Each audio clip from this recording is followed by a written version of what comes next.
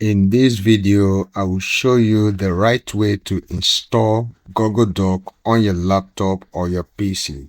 Just follow the step that I'm about to show you and you get it right installed in your laptop or your PC.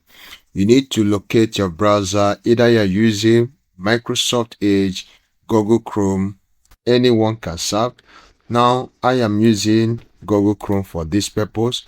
The moment you open your Google Chrome, you just have to make sure that you are signed into your Gmail account. Once you are signed into your Gmail account, you can come up to this very edge here. You can see Google Apps. Then you click on it and then you scroll down and then click on Docs. Now this will open up the interface of Google Doc for you, and then you will have it this way. Now to install it in your laptop or your PC, you just have to click on these three dots at the right side here, then scroll down to where we have cast, save and share. Now once you get there, just hover over it and then click on this install page as app.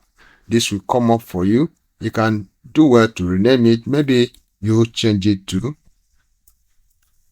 Google Doc. Now with this, you just have to click on install. Now this will now be installed as a dedicated app in your laptop or your PC. You can see the shortcut icon here. Now I just have to click on it and then I begin to use my Google Doc on my PC.